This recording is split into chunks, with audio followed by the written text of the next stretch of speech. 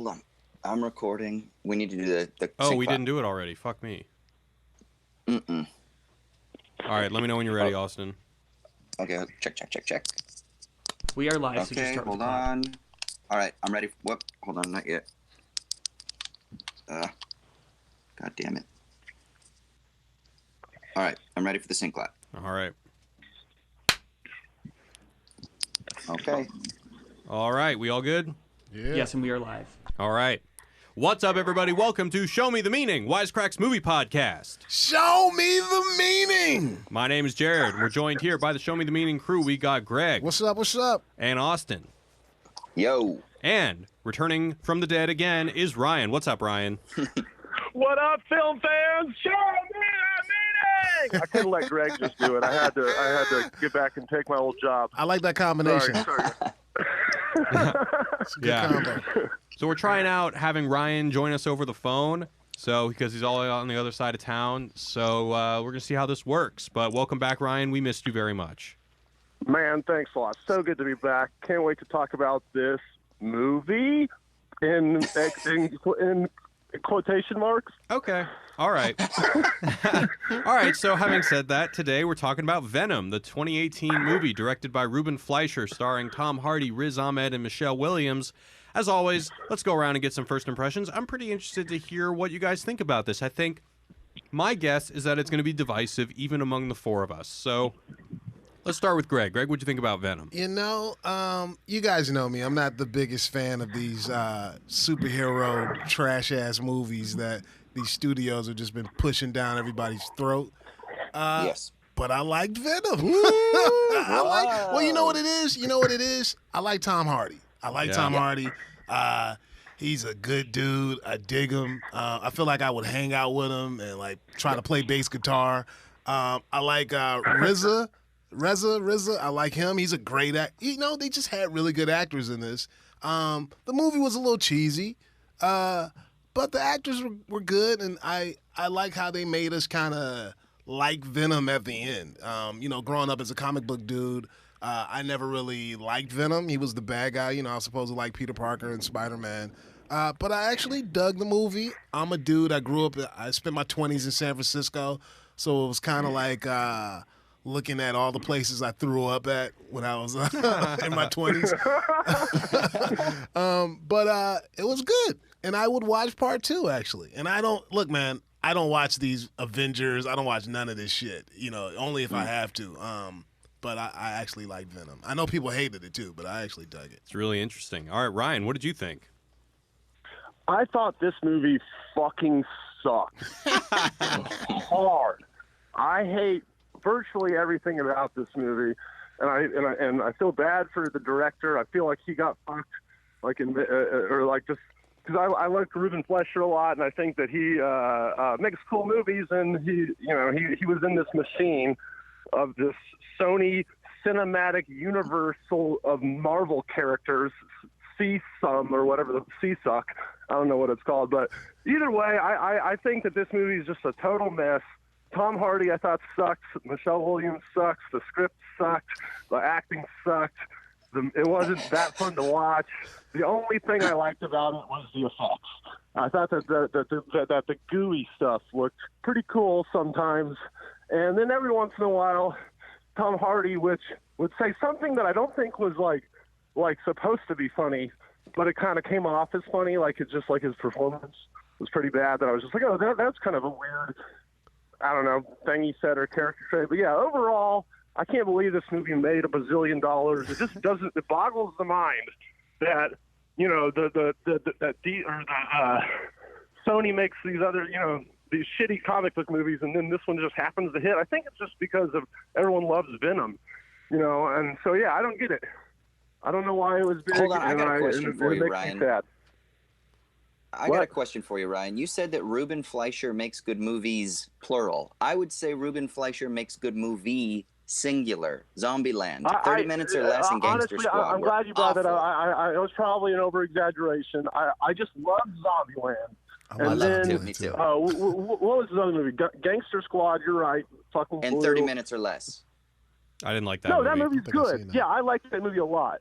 You know, so Okay. yeah, I would disagree on that. I really like those two movies, but you're right. He's not like he hasn't really proven himself. But anyway. Yeah, but I agree with you. I love Zombieland. So Yeah. All right, so I was already right. It's divisive. Divisive already. wow. Okay, Austin, where are you landing on the spectrum? I mean, that's a perfect segue because I love Zombieland so much. I was kind of curious to see what Ruben Fleischer would do with Venom. And I agree 100% with Mark Kermode's review of this film, who said that the first 30 minutes are boring. The second half, like the middle portion, is just bad. But then the final third, whether it's because it's been bludgeoning you over the head with mediocrity or whatever, it gets kind of crazy and Tom Hardy's kind of awesome. And so I ended up kind of like forgetting about the first third of the movie and then the middle portion that I didn't like so much. And I kind of came away with it going, dude, I will watch Tom Hardy do anything. Yeah. So like this, the title of this podcast is Show Me the Meaning, right? And I have to force some readings into things, and there are always themes and concepts that you can extract from any piece of art, right? But more than anything, what is the meaning of this movie? It's that Tom Hardy is fucking amazing. That's the meaning of this movie. You know? He's not amazing in this movie. I would literally watch him in anything, do any weird accent, play any character. Like I don't care. Paranoid anxiety. What? What are you saying? We just love him. Go ahead. He's that dude, man. He's the I can't even Streetcar Named Desire. What was the actor from Streetcar?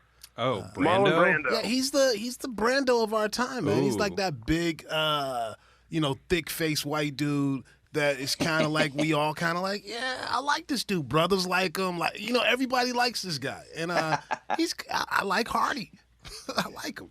There's this amazing interview that he does in the UK where he's like listening to little children call in and talk with him and asking him questions, and his responses are just fucking adorable. Like I just feel like you put him in any situation. He's just a dude. He's charismatic. Mm-hmm. He's charming. He's fun, but he's also got like a sort of like dudeness about him where like I love it. Like people ask him about his sexuality and he's like, fuck you. But then at the same time, he also is very athletic, and so he kind of has that dudishness. So it's like he's a man for the times, you know? Yeah. And we all agree Tom Hardy rocks in virtually everything, but I'm talking about his performance in Venom is insane. I dug it. I don't know, man. I'm kind of more in the Greg camp. Well, first of all, I should preface this by saying that I only saw the movie for the first time recently. I had heard nothing but abysmal reactions. Yeah. Like, I was literally walking in thinking, all right, like, this is probably just going to be painful. I'm probably going to be clawing my eyes out or, like, trying to go to sleep through this movie. But I kind of liked watching Tom Hardy. And, the thing is, there are so many problems with this movie, and there are a lot of just strange things about this movie. Subplots that are forgotten. Structurally, this movie just is an enigma. It's just like, what were they thinking? It seems like it was certainly a script that went through 5 too many rewrites and ended up being really weird, but I don't know. It kind of worked. And there are things in it that don't end up working as well as perhaps they could, but I kind of appreciate the sentiment and appreciate the effort, and it kind of works enough for me. And this is probably a perfect example of just being my expectations were tempered, and I walked away entertained for 2 hours, and I was happy with that. Yeah. So, yeah. Are you looking forward to a Venom 2? Am I looking forward to it? I don't know. I mean, maybe if they fixed some of the things and they were aware of some of the things that didn't go great with it, then I'd be like, yeah, I think they got a great lead role and they got some good characters and a good foundation. Maybe they can, pull a Dark Knight and really kill it with the second one. I don't know about that. Yeah. Or the opposite is here's what worries me. They don't learn anything and they don't want to increase their budget or their effort, and they're like, fuck it, we still were like the 5th highest grossing film of the year, so we might as well just do the same and we're still going to make a shitload of money. Yeah, so you're probably right. So in that case, no. Then I'm not looking forward to it. Yeah, that part of that, it fucking pisses me off, because I actually have a personal connection to this movie a little bit, because I interned for Avi Arad, the producer, who, in my mind, has taken a beloved character of Venom and fucked it up twice for the world. Spider-Man 3 and then this movie. But then he hit gold with this one, so of course we're gonna get fucking 7 more of these kind of shitty Venom movies. So yeah. Anyway, still makes me sad. Continue, Jared. All right, well, let's go into a recap. So, a spacecraft owned by billionaire Carlton Drake. Let me take that again. A spacecraft owned by billionaire Carlton Drake crash lands in Malaysia, where one of the alien specimens on board, known as symbiotes, escapes, possesses a woman, and starts causing chaos all over town. Meanwhile, rogue journalist Eddie Brock is ordered to interview Drake, but uses information he stole off his fiancée Anne's work computer to ambush Drake in the interview. The stunt gets both he and Anne fired, causing them to break up. Drake prematurely starts human trials in order to find a host that can bond with the symbiotes, which ends up just being him sacrificing the poor and homeless to advance his project. One of Drake's scientists, Dora, finds Brock and asks him to break the story of Drake's human testing. Once inside the lab, Brock accidentally comes into contact with one of the symbiotes and it leaves with him. Drake kills Dora and pursues Eddie and the symbiote known as Venom, who has achieved symbiosis with Eddie. Venom tells Eddie he wants to join the other symbiotes in hijacking a spaceship back to their home planet so they can bring more symbiotes to Earth and take over the planet. The symbiote that landed in Malaysia, known as Riot, possesses Drake and plans to man the spacecraft. Venom decides he likes being a badass on Earth and also likes Eddie, so he decides to stop Riot. Venom/Eddie battles Riot/Drake and destroys the rocket moments before it exits the atmosphere, killing Riot and Drake. In the end, Venom and Eddie vow to get Anne back and only eat the heads of bad people. End of movie. All right, guys, before we move on. Well, real quick, you got to mention the credit scene, because that's kind of important. What's the credit scene? I don't think I saw that. I didn't either. So I didn't either.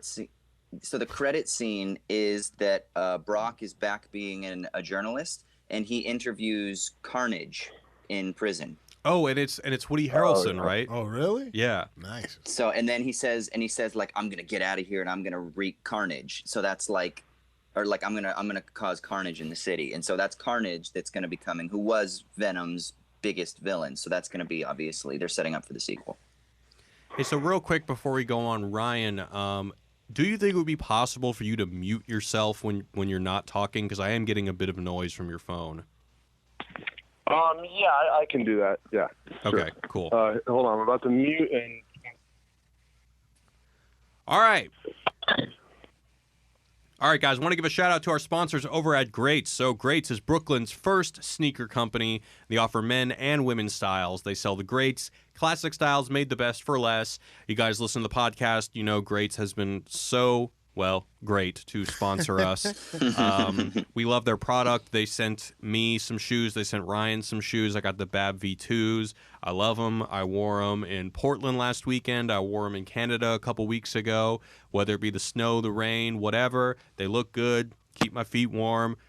I honestly have nothing negative to say about this purchase. And so you guys can get yourself some Greats. Save 15% off your first order with the code SHOWME at Greats.com. 15% off with the offer code SHOWME.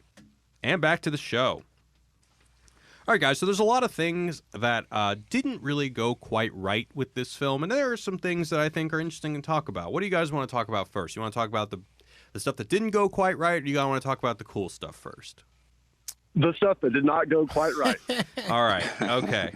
So the first thing I want to talk about is the structure of this movie. Did you guys kind of feel like when it was leading up to the final battle, you were just like, oh, we're at the end already? Did it ever kind of hit you like that?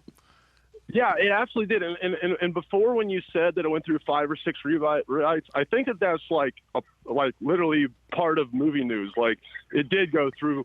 They didn't have a script when they were finishing this movie, you know, which is always a bad sign. And it totally shows, because you're right. Like, it absolutely, things start and then they never come back, it seems like. And then yeah, the idea that, or the fact that the whole movie takes place pretty much in like a couple nights, it seems like. Yeah. Like Well, yeah, no, but I think that also lends itself to. Oh, you're right. By the time that you're getting to the big final battle, yeah, it just doesn't seem like enough has happened up to that point. Honestly, for when it's happening. So yeah, I agree with you. Good. So I actually broke down basically the structure of this movie, and I think I kind of pinpointed why that happens. So I'm going to go ahead and break it down. So the inciting incident to the movie is Eddie Brock gets fired and his relationship ends.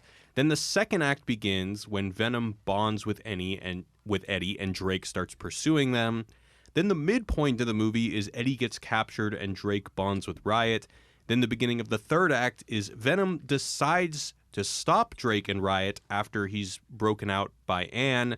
And then the climax is the spaceship explodes, and the resolution is Venom and Brock in symbiosis. Now, where this gets weird, and there's a couple things, but the space between the beginning of the third act and the climax is like non-existent, and it relies heavily on what I think is probably the most ridiculous part of the movie, is a seemingly random about face for Venom, is when all of a sudden he's like, you know what, Eddie? I'm a loser on my planet. You're a loser too. I've decided to all of a sudden stop Earth. I don't know. You know, I was watching with my girlfriend and she said, you know what? It reminds me of a bad sci-fi movie. And I like bad sci-fi movies sometimes. And that's why this it kind of didn't bother me that much. That's why this hit. And it's a pretty movie. I mean, it's San Francisco. It's pretty. The actors are well known. It's like Michelle Williams. I mean, she can't do bad. Come you know, on. like, yeah. I mean, the plot line is horrible, but, it works.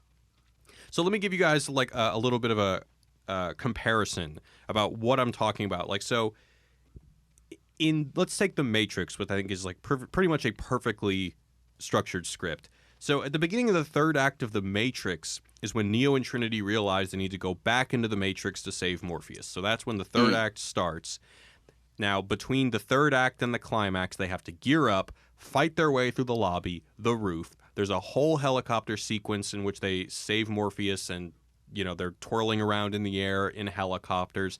And after all that, they finally arrive at the climactic battle between Smith and Neo. Whereas in this movie, the midpoint happens when Eddie's captured. Then he's rescued relatively easily by a force that isn't the protagonist because Michelle Williams just comes with Venom. And then as soon as the third act starts, Venom says that he likes Earth and he doesn't want to destroy it anymore. As soon as the third act starts, we're already at the climactic battle. There's no struggle or progression between the beginning of the third act and the climax. Or more simply, the movie just rushes to a conclusion as soon as the second act ends. And that was, to me, kind of the biggest, like, whoa, this movie is really kind of a mess. But, I don't know. What do you think there's a difficulty inherent in making origin stories that maybe inflicted this film with some problems? Always, yeah. Well, not all. Yeah, not all that origin makes me stories wonder. struggle with that, but I think maybe this one, in which it was an origin story, that this is not Venom's real origin story because there is no Venom origin story without Spider-Man. So they probably had to create something new and just make something up, essentially. I mean, but by always, what I mean is that I feel like at this point in movie history, like everyone's kind of got origin story fatigue, especially with the MCU and stuff like. So I feel like it's now when people say, oh, we're gonna have an origin story, for another Spider-Man or something, everyone's just like, fuck, rolling their eyes. So yeah, that's what I meant. Yeah, I mean, the thing is because there's no like traditional origin story, you would think then that gives the creatives in Hollywood, and there are many of them, some freedom to be able to create like a cool origin story. But I think part of the problem is that there's just such like a cookie cutter formulaic process by which so many films are made, especially these films. Like literally it's kind of like a formula and then you plug things in. I remember I sat down with a producer one time. We were in Los Feliz at, God, not Home. What's the name of that really cool fucking cafe that's right on Hillhurst? It is Home. I can't remember. But we were sitting down there and he was telling me about Guardians of the Galaxy. And he's like, watch, I can show you all the beats. And he was like, kind of Save the Cat, except it was more of a 4-act structure. It was like this weird take on it. But it was the same sort of thing. It's the Save the Cat formulaic structure. For people who are listening that don't know it, it's a really popular script writing book that like it jokingly is referred to as kind of like sitting on every script writer's shelf secretly. It's like that and then Sid Field's 3-act structure stuff, right? But it was literally like, at the 10-minute mark, this happens. And on page 17, this happens. And then on page 30, between page 34 and 37, this happens. And I think part of the problem is that screenwriters, they're so kind of like, what's the word? Like they're restricted by that formulaic structure Yeah, that really kind of prevents them from oftentimes making a cool origin story when they could have. Like, there are amazing, talented people there that could do something cool. I just don't know that they made an interesting one. Yeah, but what I'm arguing is that they didn't even do that. They did not adhere to the formula. Yeah, you don't even think they did at all. Well, yeah, because once again, the second act ends and the climax initially starts. The third act is very, very thin. So if you are to, and you're right, yeah, a lot of Hollywood producers do say that X needs to happen on this such and such page, and if you were to apply that, which I just essentially did with the Matrix comparison, this movie does not achieve that. You don't think but even the first third, I thought were problematic. Like that was for me the worst part of the movie. Is as much as the third part didn't have like the appropriate transitions according to the formula, it was just fucking interesting and weird and batshit crazy. But even the first parts of the movie didn't set it up well. So that part of the origin story I thought was kind of You don't think they made like a conscious effort to kind of make the movie corny?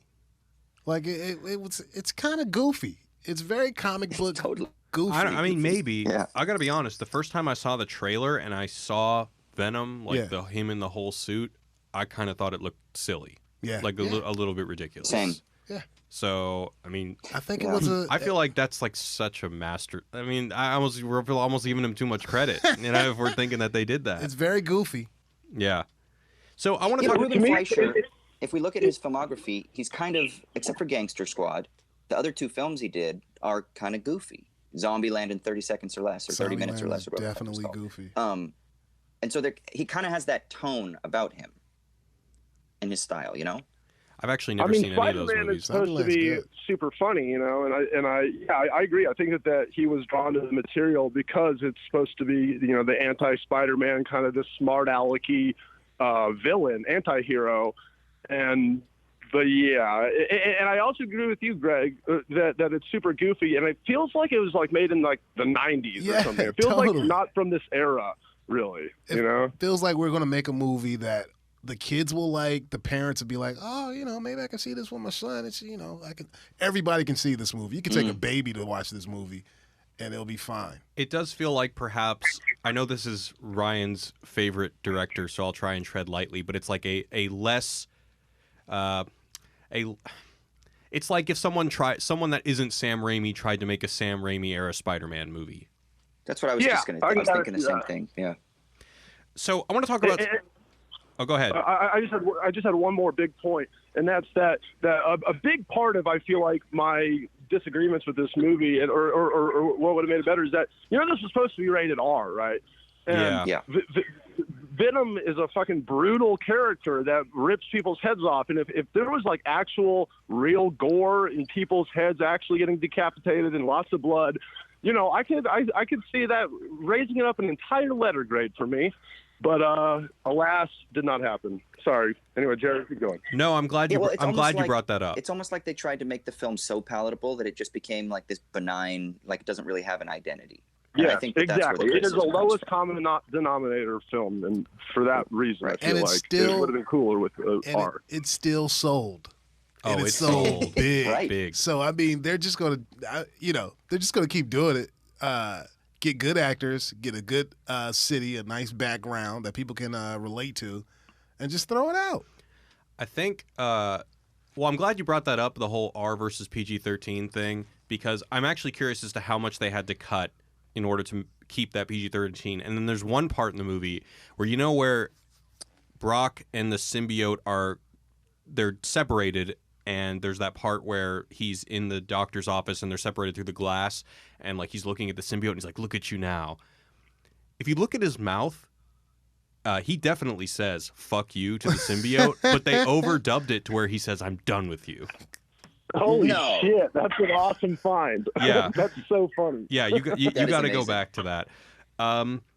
So like there are a lot of, and what I'm going to bring up now is a lot of kind of lacking qualities or things that the movie kind of hinted towards or gestured towards, but I don't think were really fleshed out. And once again, the question comes like, is the script just lacking, or did they just have to cut so much to make it PG-13?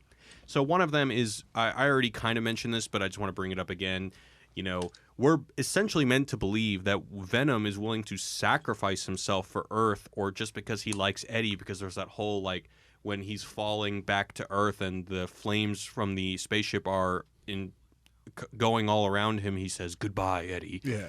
And, I think that was perhaps supposed to be a more emotional moment than we were taking it for, because, oh, wow, Venom's sacrificing himself. But once again, it's literally just a complete 180 for the character. At one point, he wants to have symbiotes take over the Earth.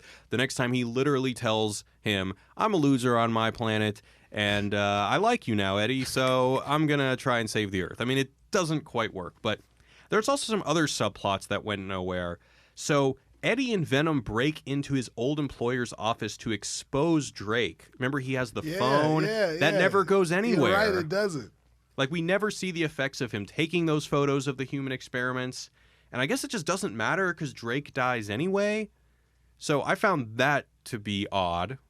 It's not often that these things go nowhere. And then another thing that seemed to be just left on the table is that, so is Venom the symbiote killing Eddie? Because Dan, the doctor, the boyfriend doctor, who seemingly a nice guy. Yeah, I like him. Yeah, and Michelle Williams' character tell him that it's killing him, and it seems to be a major focus of conflict, but then it's forgotten. Yeah.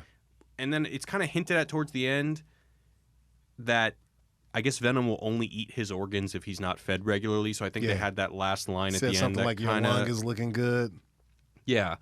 But yeah, what did you guys think about the whole thing about his him breaking into his employer's office, and why was that necessary for the plot for him to continue to try and expose Drake even if it didn't go anywhere? Hey, real quick, just to let you guys know, my fucking thing stopped recording, and so I had to stop and then restart. So just so that we have a marker for that. Okay, do you want to get another sync clap? It's up to you guys. What do you think? Yeah, might as well. I mean, we're live, but fuck it. Let me know when you're let me know when you're ready. Let me know when you're ready. Kidney, my bad. Kidney. Sorry, guys. We have to sync the audio so Austin in Australia can, so our editor doesn't kill us. Hold on a second here.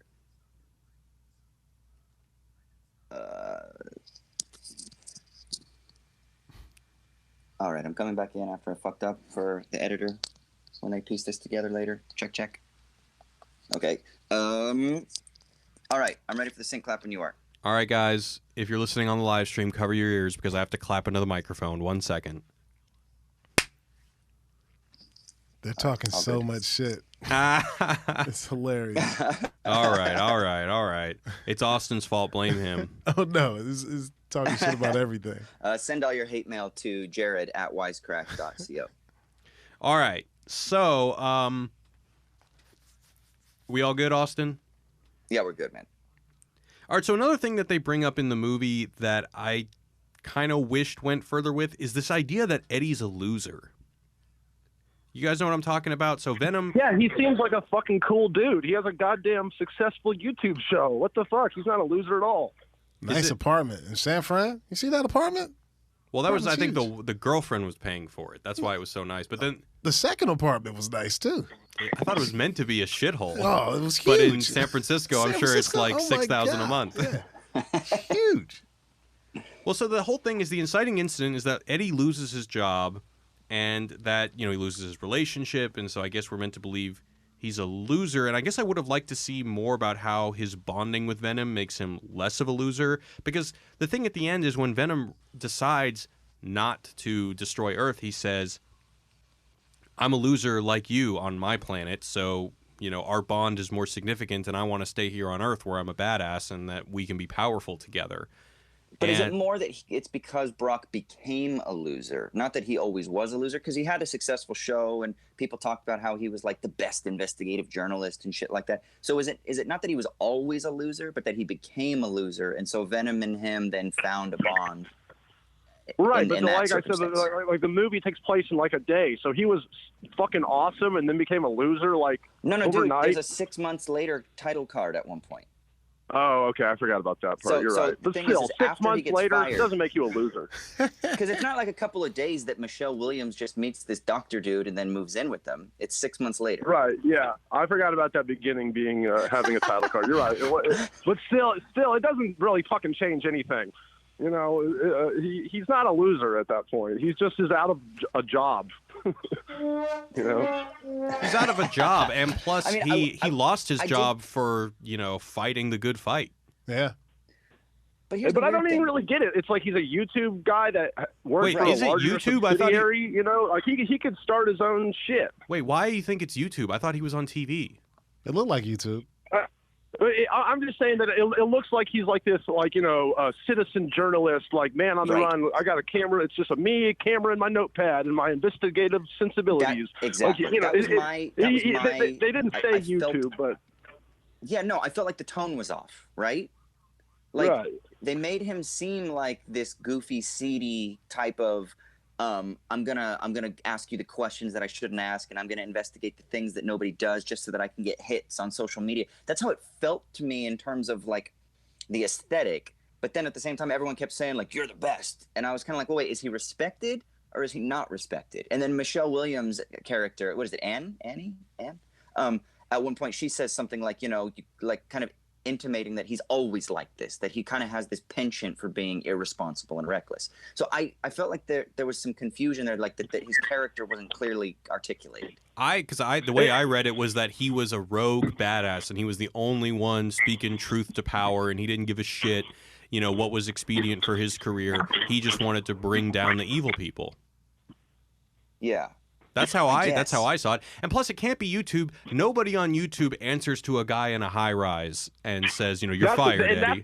That's what I'm saying. Is that it seems like it didn't seem like he had a whole crew with him. It didn't seem like he had a whole TV crew. It seemed like he's a one-man show almost with a camera guy. Which I was just calling. It seems like a low-budget YouTube kind of DIY kind of outfit, doesn't it? Right. But yeah. Right. But he works for like I fucking agree with Jared that he wasn't that. But I also agree with Ryan that it made it seem like he was that. Does that make sense? Sort of. All right, well, last thing I want to say before we move on, and this kind of transitions to the next point, but the last thing that Riot says to Eddie before he basically kills him, or almost kills him, is he says, "You are nothing." And once again, I think that was supposed to be a gut punch, as if being nothing was something that Eddie was dealing with, and maybe it was in an earlier... It just seems like kind of an empty gesture that we end up feeling nothing, because I don't think that it's really that well drawn out that Eddie is feeling inadequate, or that Venom is feeling inadequate, or that he really is much of a loser. I guess maybe it's just hard to think of what's his name? Tom Hardy as a loser. Yeah. Got a weight bench in his house. I'd also like to comment another. This is like even when he was a badass, right? I'm morally conflicted about his job, even, because to me, I fucking hate people like him in real life that, like that one guy said, he's a fake news peddler, basically, sometimes. He doesn't give a fuck about the facts sometimes, He just is like, I just know this guy's powerful. He seems like he's up to something, and it's just like... yeah, but that's not the case. He had information. I mean, he got it illegally because he basically went into his girlfriend's computer, but I don't think there's any evidence that he's just making shit up. No, I know, but it's like the way he was portrayed at the beginning. We never saw him like real. Like if he had already had all these stories and it really kind of, I wish we'd seen him break one story before. That's like that was a legit thing, and then. Yeah, I know this one's legit, but he just seemed like, a fucking yellow journalist at the beginning, like just looking for fucking anything to complain about. Somebody said he was like Alex Jones. Maybe that's my own personal bias. Well, so, okay, here's why I think you're right, Ryan, but I don't think it comes off well in the movie, is basically my next talking point, which is seemingly the thematic backbone of the movie is parasites. And so at the beginning of the movie, Brock, he uses his fiance, he uses Anne, and so their relationship is not one that is symbiotic, it is one that is parasitic, because he uses her, gets her fired, blah, blah, blah. There's also Drake. He uses the most vulnerable, like the poor, to test. He actually builds his whole company off their dead bodies. And there's a line somewhere in the movie where somebody tells Eddie, he's like, yeah, you just basically like character assassinate people to elevate your career. And somebody says that, and I don't know, am Am I supposed to believe that? Am I supposed to believe that someone just doesn't like Eddie Brock, or am I supposed to believe that that's what Eddie Brock does? All we have is that montage in the beginning and him walking into what seems like a very important building. So I don't know. And the thing that he's doing in the montage is he's looking at a landfill and saying that the city doesn't care about the people and that he's investigating a murderer who dumps bodies in the landfill. And I don't know, whenever I just see somebody who's saying that, hey, guess what? The city doesn't care about this, the victims. How am I supposed to come to the conclusion that I think they're a good guy, right? Yeah, that maybe he's right. Anyway, the thing, right? That's why I wish we had seen one where, like, he, you know, if like that if he had said that thing about the landfill, and then we cut to, oh shit, he really did uncover this crazy conspiracy about the landfill, like, or whatever. He was right. Eddie Brock knows something that we don't know. Like, I feel like, then, all right, this guy's a journalist that knows what he's talking about, but he comes off as just a guy, like, oh my, like, looking, you know, a social justice warrior, basically. You know, like, all right, there's a landfill, somebody's being fucked somehow. You know, I that's why I wish we just. I mean, without context, who knows? I think they're going to do all this in part 2. So another, and this whole Parasite thing is where I think the movie is actually quite clever and has some pretty promising elements. So the other thing that I really like is how climate change is used as a background for why Drake must find a way for humans to survive in space by seeking symbiosis with the symbiotes, because human beings have been a parasite among the planet. And it's actually kind of, I wish I had seen this movie before we made a video that we made about a month ago on villains, because our whole thesis was that in 2018, villains are largely addressing real problems, but are just doing it in a way that's way too radical. And Carlton Drake definitely fits in with that, because he's seeing a real problem, which is climate change and the planet decaying. It's just that he's going about fixing it in probably the worst way ever. So there's also there are also a lot of, like, very small examples of that, and this is the kind of stuff I love in movies, is when even just the smallest detail helps build that thematic backbone. So one of them is Eddie has a dead plant. It's like he doesn't even take care of his plant. The plant, you know, he's at least he could do is take care of it, but just like his relationship, it just ends up wilting and dying. There's the gangster who extorts the Asian bodega owner, who I guess we're meant to believe he's like some sort of mob that requires protection money or something like that. He's a parasite. Obviously, Venom is a parasite, and Venom and the other symbiotes initially want to use the Earth like a parasite. And so there's a part in the movie where I think that if it was executed a little bit better or focused on a little bit more, I think that this whole thing about transitioning from Eddie personally being a parasite to somebody who's able to have better relationships, more level relationships, more symbiotic relationships, is that at one point Venom reminds Eddie to apologize to Anne because he might not get another chance. He helps him be a better person, and I guess but I would have loved if Eddie also helped Venom somehow, if he allowed him to be a more sympathetic alien, because I really think that there's some sort of really great foundation here that's just not executed well. At the end, they sort of did that. You know, he talked to Venom. He's like, no you know more what? killing. You're right. You're right. No more eating. You got to eat bad people. Only bad people. Yeah. So I just didn't feel it. I don't know, Austin, are you just like, what, is this all bullshit? What do you think? I just think the film tried really hard to be clever. Like, clearly Drake is evil Elon Musk, right? Yep. And then this idea of symbiosis and colonization of space, but the consequences of that and parasitism, like I don't know. I mean, like, yeah, there's something going on there. I just don't really find it that profound. I'm telling you, the meaning of this movie is just that Tom Hardy's fucking cool. All that other shit, discard any of it. It doesn't even matter. I think I forgot that I was watching a movie, and I thought I was just watching, like, home video of Tom Hardy playing a character doing a funny voice. You don't think? Like, that was fine for me. I think that even having this theme, like, spread out across the characters is more than most superhero movies do, and it's just a shame that it wasn't executed better. There's another example. So why do you think it wasn't executed well? Well, for a lot of the structural reasons I said before, is because the movie seems rushed. Yeah. They're not really putting the attention at the right places, and maybe that's because all the good stuff they had to cut because it was R-rated. I don't know. Maybe that, or maybe... Here's my theory. I think it's partly because whoever put it together was looking at it superficially and doesn't really understand the consequences of the tension between parasitism and a symbiotic relationship. Well, see, I disagree. You know what I mean? Well, yeah, I know what you're going for, but I disagree. I think that they're very aware of what happens when you kind of look at the movie in a superficial way, and what happens is it becomes the 5th highest grossing movie of the year. You know what I'm saying? Like, yeah, he probably said, you know what, even though Eddie's effort to expose Carlton Drake doesn't go anywhere in the movie, we still get to see him scale a building, and it's awesome to look at, and then he tries to escape, and he, like, fucks up the whole SWAT team. So you know what, we're going to keep that scene in there, and probably take out the scene where the whole symbiotic relationship thing is further developed with Anne or Venom, because it's not as much of a visual spectacle. And you know what, for as far as a business decision, it's probably a good decision. Smart Guy. killed it. Smart guy or girl. Yeah, they made money. Greg, you missed you missed a sad trombone opportunity when he said Venom was the highest grossing movie of the year. Yeah. Thank you. So another example of this is Anne becomes a public defender.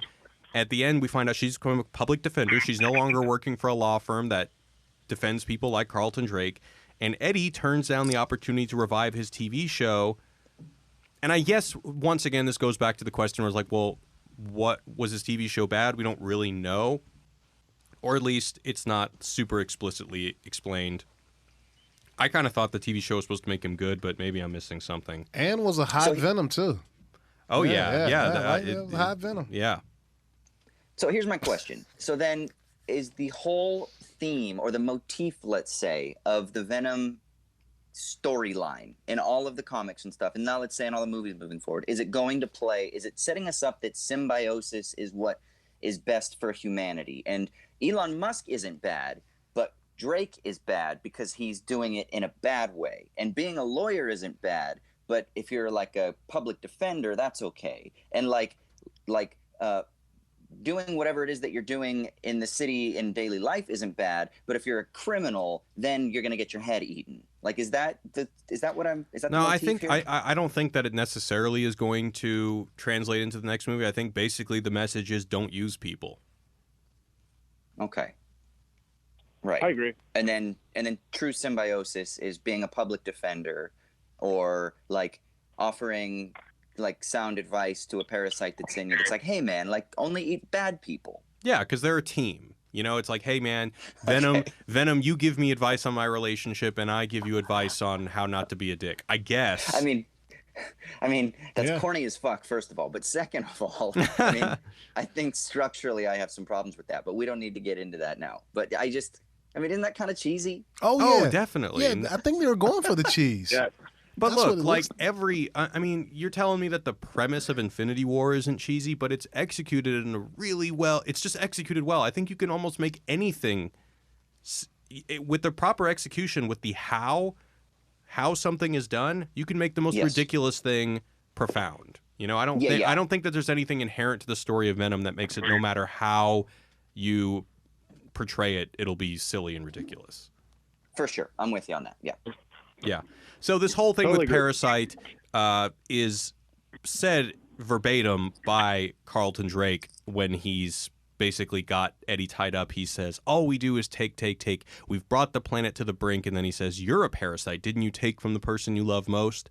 So, you know, basically this is the writer basically revealing what he's doing here, which I would have preferred he not do, because I like it when it's kind of just subtle and in the background. I don't think it doesn't really add anything when we kind of hit the nail on the head. But yeah, it's there. Let me ask you a question. Yeah, kind of related to this. Yeah, I mean, with in terms of like the writer revealing things, because I think that they tried to make Drake sympathetic. Remember the bit at the beginning when the school kids are in there and there's that one girl that speaks up and and he basically tries to give her a pep talk, like, don't be afraid to speak out and ask questions. I like that moment. Well, because it makes you think. Like, I didn't realize that he was like going to be the bad guy actually at that point. I kind of was like, oh, I mean, I think I had heard that he was the bad guy, but I was like, this is going to be interesting because first of all, I like Riz Ahmed as an actor, so I'm already his charisma already draws me to him, and then that happens, and you're kind of like, oh, okay.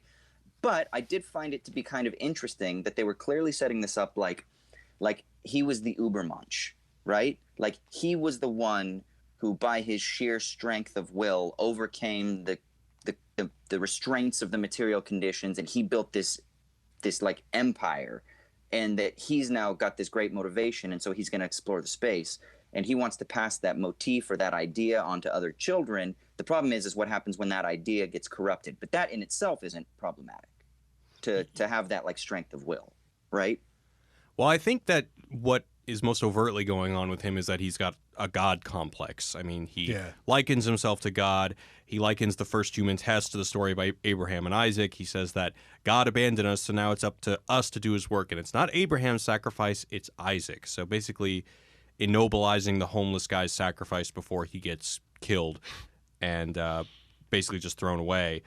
And yeah, I also really like there's one line that speaks more to this, is when he's looking at why one of his test subjects failed, he says, "Such poor design, human beings." Yeah. Which is actually another line that Rick Sanchez does in an episode of Rick and Morty, which I find pretty funny. But yeah, he has a God complex. But more to the point of him being a villain that we kind of should identify with at some extent, because he is trying to save humanity. So I think it only makes him more interesting that he's somebody who's super supportive to aspiring scientists and, you know, is somebody who thinks that he is helping the world. I think that's what makes the most interesting villains of 2018. Yeah, I mean, if you don't vibe with the villain anymore, like if it's just pure white hat, black hat kind of binary, it's very difficult to sustain a drama this day and age. We like complex.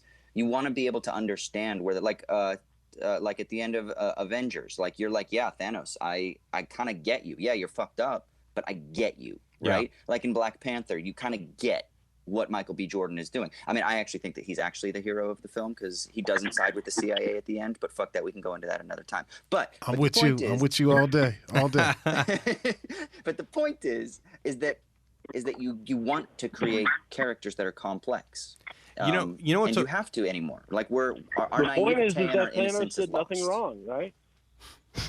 You know what's a really interesting counterpoint to what you're saying, and overall I agree, but did anyone see the new Halloween movie? No, I haven't seen it, but I really want to. I heard it's really good. It's really good, and they almost address this. Basically, like, there are characters in the movie that are trying to, like, find some sort of complex motivation behind Michael Myers, but the movie deliberately does not allow that to happen. Michael Myers is still just pure evil, no nuance, no complexity. He just kills for no reason. And I found Lord Jesus. Huh? Spoiler alert. Motherfucker. All right. Sorry about that. But I really liked it how, like, the movie was almost saying, like, yeah, we got all these complex villains, but we're not folding to the pressure. Michael Myers is just pure fucking evil. Anyway, one of the other things I like about this movie that I thought was kind of fun is I love teasing the bond between the symbiote and Eddie and how they both hate loud music. Like, I love the annoying neighbor next door who is playing that rocker music, and he's just like hates it before he gets the symbiote, and then after it, he knocks on his door and gives him quite a face. I honestly, for me, if there's any saving grace of this movie, it's like I did like what they were attempting with, like making kind of a, what would you call it? Like a love story, or like a buddy cop kind of a love story, bromance between a man and himself. You know, it's kind of like that movie Idle Hands from the '90s, or I can't think of any classic other. Idle Hands. But wow. yeah, I like that part. It made me want to see Tom Hardy as Dr. Jekyll and Mr. Hyde. Like, that's what this film made me want. It made me want more Tom Hardy doing better stuff, but like within the same vein. Like, I would love to see him do that. I think he could totally pull that off. What was Tom Hardy's doing? What was his payday for this movie? Oh God! Because he doesn't have to do this. He's a really good actor. You know, he didn't have to do this movie. So much money. I'm sure he got probably the most he's ever made. Oh yeah. Fuck ton. Yeah. Good pick though. I mean, I think this is a good movie for him to do. Yeah, I mean, and the critics didn't like it, but it made a shit ton of money. And at the end of the day, if your movie made money, you're making more movies. And it kind of showed him in a goofy playful type role. Yeah. You know, he's always playing. And these you know really... what? Exactly, Greg. And it's not going to hurt his career. Not at I don't all. think. Even from the critics are going to concentrate on Ruben Fleischer. They're going to concentrate on the script. They're going to concentrate on the rewrites and the production problems. But they're going to say, but you know what? Tom Hardy is still kind of charming. Even if his bold decisions didn't land for all of the critics, many of them are saying, listen, this is not a good movie, but still Tom Hardy's all right. Yeah. So this isn't going to affect him at all. Except in the positive. It's fun. It's kind of fun for him. And I think the kids that watch it are going to be like, oh, that's that dude. And then they're going to see him in something else. And they're like, oh, he's really good. He deserves an Academy Award. That's how it works out. You guys remember the marketing for this movie, and some of the billboards were saying, like, aren't you tired of superhero movies? Isn't it time for a villain film? I really wish there was... I don't think Eddie is a villain. He's everything. No. He's like such a hero. Mm-hmm. And maybe this goes to the point more where I wish that we had seen why he was such a piece of shit earlier in the movie. But really, the piece of shit that we see him being is he's no more of a piece of shit than Iron Man at the beginning of Iron Man 1. You know, I just this movie does not come off as a villain movie at all. If anything, I think you could even argue that Eddie is better than any other superhero because he's actually like fighting the status quo. You know, he's like not a villain at all. He's like, hey man, there's like fucked up shit going on at this corporation and I'm going to fight the power even though I'm getting fired to do it. I don't know. I just really wish that it was actually an anti-superhero movie like the marketing promised. I think the first 3 rewrites, he was probably a badass. Yeah. And then after the last 2, it was done. No, I think they're setting up a hero's journey kind of thing. Like this first one, he's good. He's fighting the power. And then the second movie, he's going to become Bad Venom, like in the comics and stuff. Empire Strikes Back. Kind of, yeah.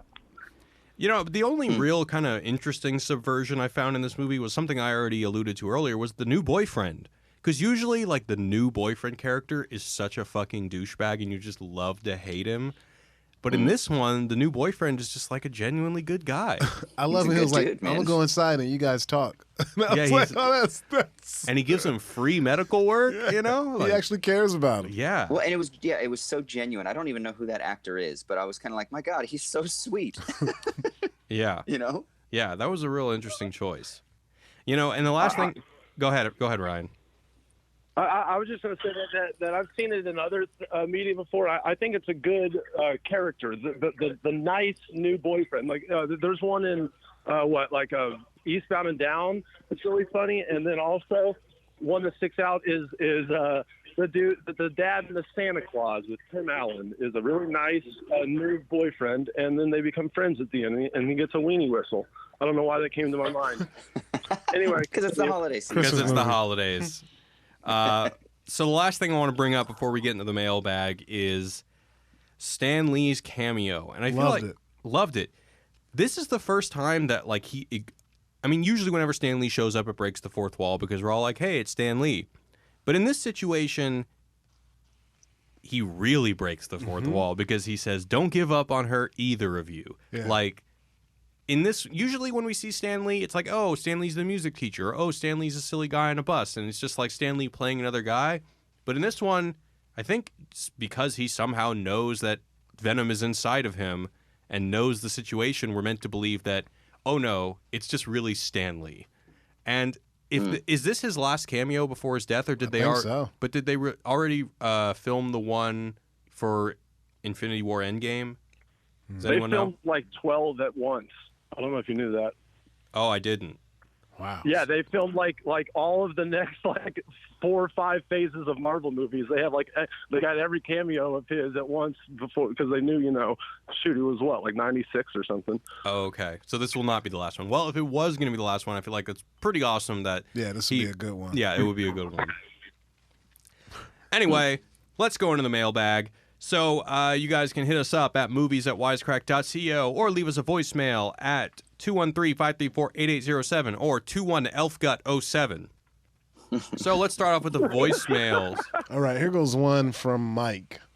Hey, this is Mike calling in for the Big Lebowski review. I noticed that Jared said that Donnie's heart attack was caused by the fight with the Nihilists. But in the movie, you notice that when Donnie's bowling at the end, he grabs his right arm, and that's a big indicator of a heart attack. and I kind of thought that's a big indicator of how the whole movie is as a whole, that nothing in the movie really is dictated by the dude, the main character. It's always the secondary characters more that are causing the main plot, not the main character. And I always found that it was a big motivator and main interest for me in the whole movie. So thanks, and keep up the good work. Thank you, Mike.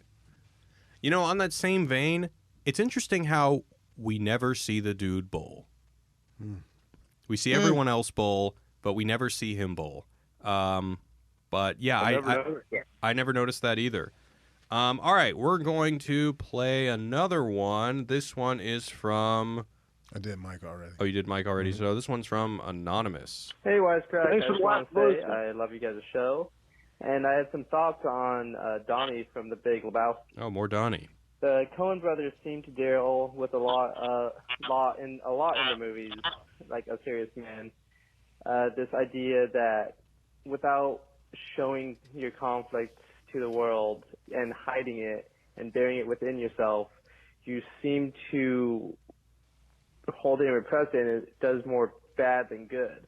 All the characters, especially the three main characters, they express conflict and head first into it in different ways.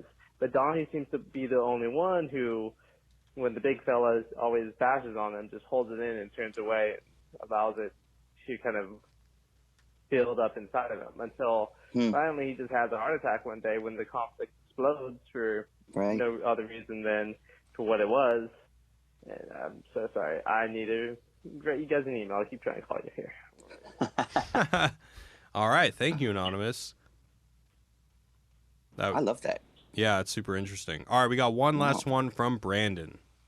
Hi, this is Brandon calling from Reno, Nevada, and I just listened to the Big Lebowski episode of Show Me the Meaning.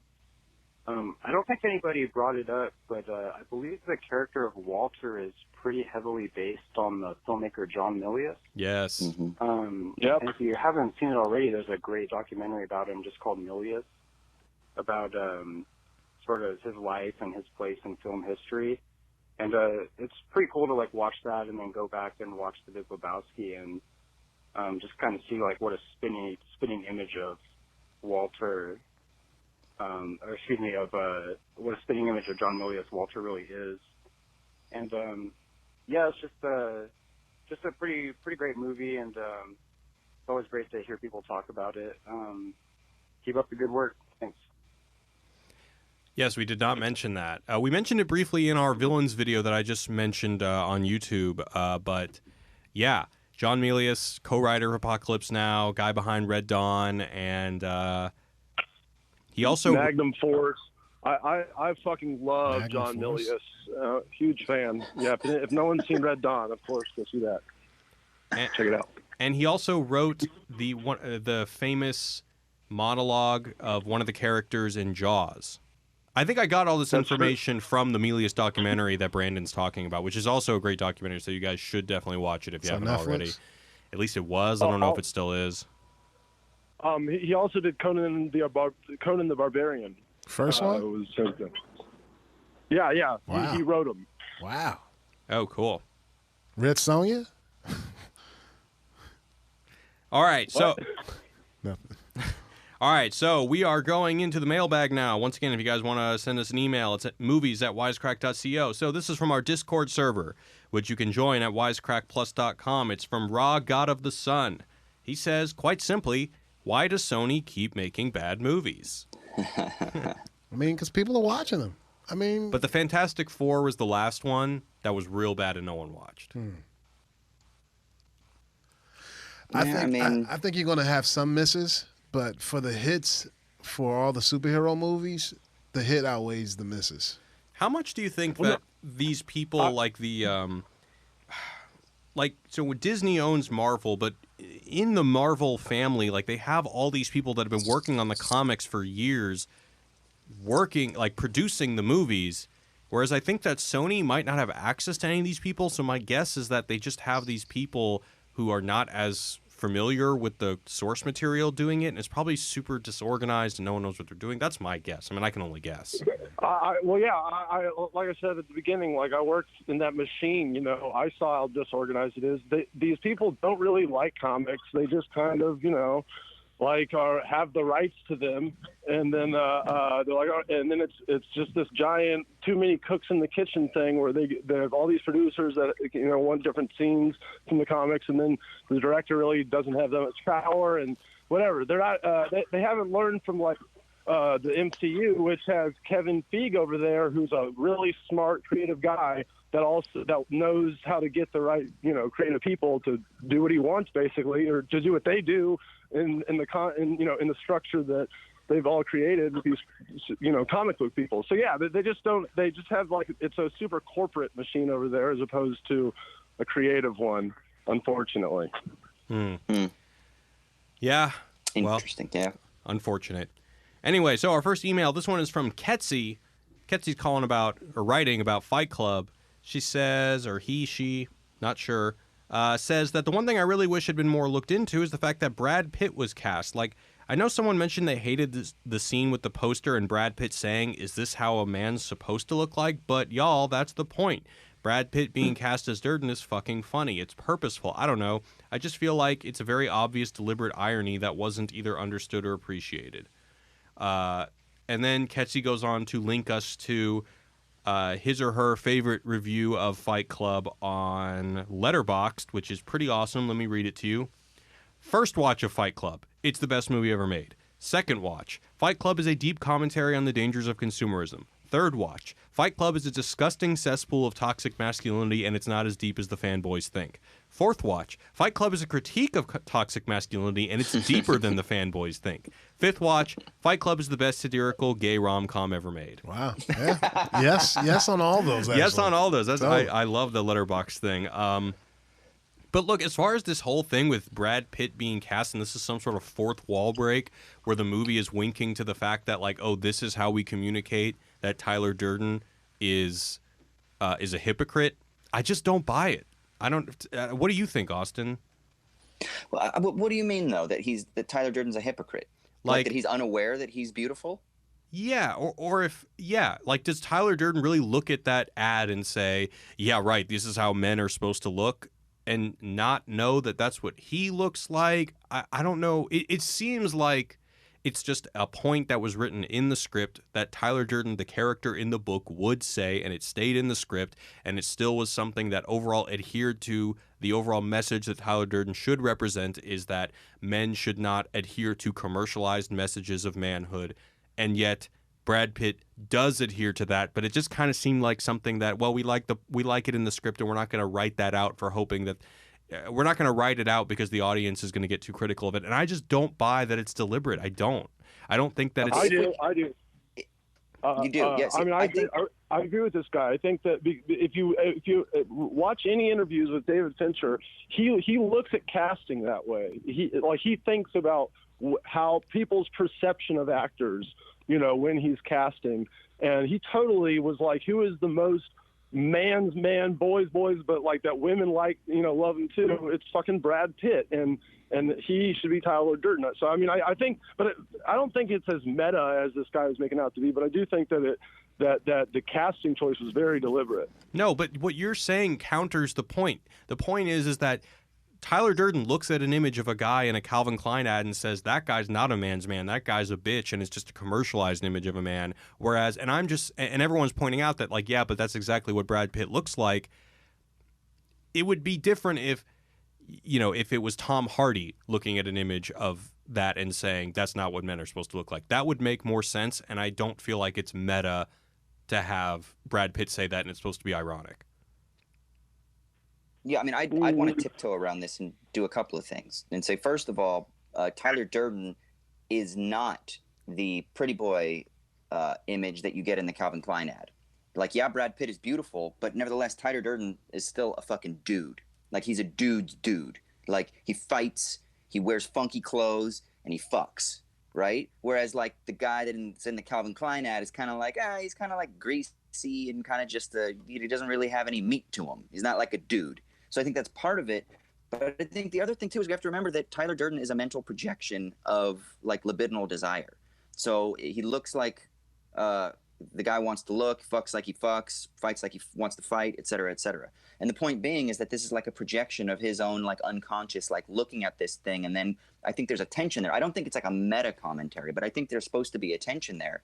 And again, I think when we think of that through the fact that Tyler Durden isn't just like this, like it's not David Beckham, who is kind of like a little bit wafy. Like Brad Pitt's still a fucking dude, even though he's beautiful, you know? Yeah, I don't know. I mean, I think the distinctions we're making are pretty subtle, but yeah, I mean, I hear what you're saying. All right, this last email is from Marvin, and this one is very important. So Marvin says, "Hey guys, love the podcast. My question comes from the first time watching The Big Lebowski. So I had recently taken the opportunity to see it for the first time on the big screen at my local theater during their Turner Classic Movie showings. Unfortunately, during the movie, there was this guy several rows behind me literally narrating the whole movie line by line. It wasn't overly... Yeah, it wasn't overly loud, but it was every single line of dialogue. Like, not even kidding. Every fucking line. I'm sure he was enjoying himself, but it was annoyingly distracting, so I went out and got the manager, but when confronted, the guy denied everything and went right back to doing it after the manager left, and I wasn't able to get a refund. So I left just about more than halfway into the movie. Obviously, I didn't enjoy the movie and wrote it off as stupid until one day it came out on 4K Blu-ray, so I decided to give it another chance, and now I really love it. It is definitely a very quotable movie, but I still think that guy was an asshole for not showing a little common courtesy in the theater. So my question is, have you guys ever had a bad theater experience that affected your perception of a film? And did you like it the second time under better conditions? Sincerely, Marvin. Well, Marvin, thank you so much for sending this email. I said this is a very important thing to me. It basically boils down to shut the fuck up in the theater. But I actually went to Lebowski Fest, and they showed the movie, of course, at the end of the event, and I could only be there for 5 minutes because... Yeah. I mean, I know it's Lebowski Fest, and I know it's a celebration of people like the movie, but I want to enjoy the movie. And, like, literally, it was like just a sea of people quoting every fucking line. It's certain movies you can't go to like that. You can't go to Big Lebowski. You can't go to any old, like the first 3 Star Wars. You can't go see those. It's movies that people like going to see Grease with, like, an improv troupe. Like, everybody's going to be singing. It's just... You can't go to those and watch the movie. And there are a couple films, Rocky Horror Picture Show and The Room. Oh, no. They're meant for audience participation, but otherwise, shut the fuck up. Oh, I agree. But they're not going to do it, guys. Come on, that's this dude's life. That guy that was quoting everything, he probably dresses like them in his everyday life. He gets the haircuts. That's his life. Dude, this has happened to me a couple times. I'm just going to list a couple of them. But one, I once went to see the movie Real Genius with Val Kilmer at a midnight showing at the Vista. And it was exactly like you said, just like theater troupe. Like all these people were dancing in front of the movie theater screen, just like making loud, crass comments. And to this day, I still haven't seen the movie because I walked out 5 minutes in. You went to the Vista, too. You went smack dab in Hollywood. Yeah. Everybody's coming out for that. And then one other time, this is actually a more tragic example, but the first time I saw No Country for Old Men, it was in Texas during the winter time. And it was like the first legitimately cold day of winter, and the theater just overcompensated with the heat, and it was boiling in that theater. and like, I love that movie, but the first time I watched it, I honestly couldn't think of anything other than it's so fucking hot in here. Sweatbox. So it kind of did ruin the movie for me because so much of that movie is just like, you know, is it grabbing you? Are you just on the edge of your seat? And I couldn't be on the edge of my seat because I was too hot.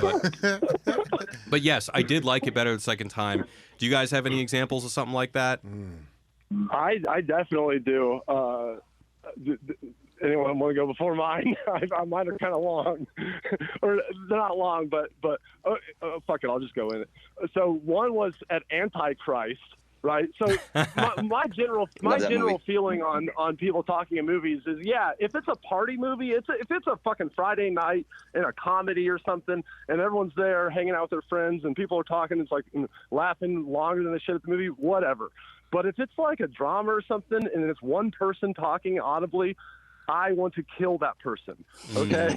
You know, and so basically my 2 experiences, I'll make them brief, is that one was at Antichrist, and the person right next to me was talking to his girlfriend through the first half of the movie, and I fucking loved that movie, or I was loving the movie as I was watching it, and it was at the Alamo Draft House. I told him, I said, hey, shh, And then he just was staring at me, and he goes, shh, like right at me, and we're right next to each other, mind you.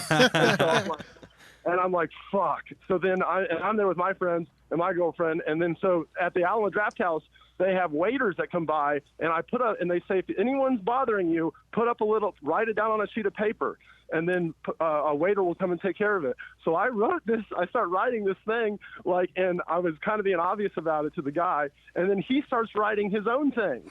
So then we both put up our little pieces of paper explaining that, this person next to us was fucking with us, and the waiter came and got our piece of paper and just looked at us one after another, and what do I do with this?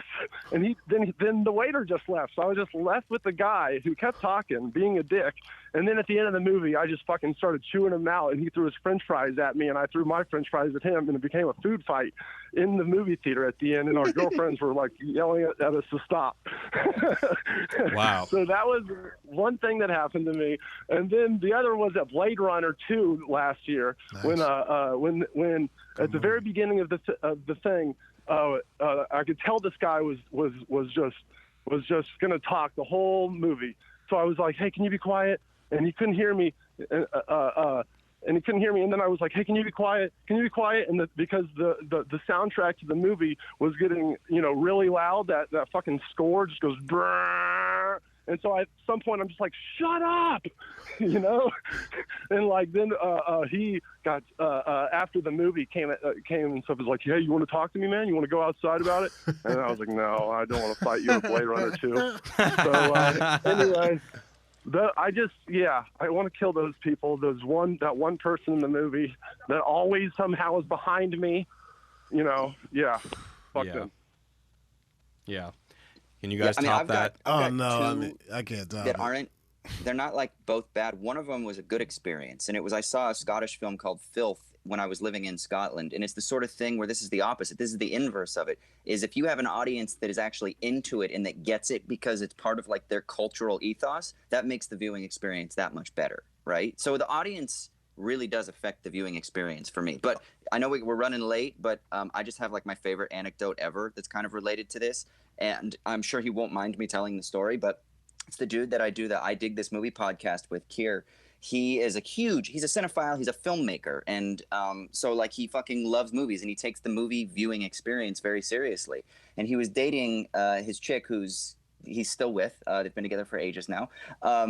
And I think it was earlier on in their relationship, and she didn't quite understand his intense passion for film to the extent that it is, and I think she was trying to give him a hand job or something like that over his pants, and he kind of kept getting offended and pushing her hand away, and he was like, hey, I kind of want to watch the movie. And I guess she was kind of like, can you wait for later? Can you wait till later? You don't want me to do this? And he's like, well, first of all, it's a hand job. I'm not really interested in that. And second of all, if I pay the movie, or if I pay the money to get popcorn and watch a movie, I kind of want to watch the fucking movie. So Let's just watch the movie. That's hilarious. Go to matinees, everybody. This never happens at matinees, and it's cheap. Yeah, that's true. Yeah. All right, guys, we're going to go ahead and wrap it up. So we're taking a 2-week break, so we'll see you guys in the new year. It's been a full year. We've been doing this podcast. Let's all give ourselves a pat on the back. Hell yeah. Hell yeah. 1 year. Show me the meaning. All right, guys. Yeah. We'll see you in 2019. Until then, peace. Ryan. Goodbye from Culver City, California.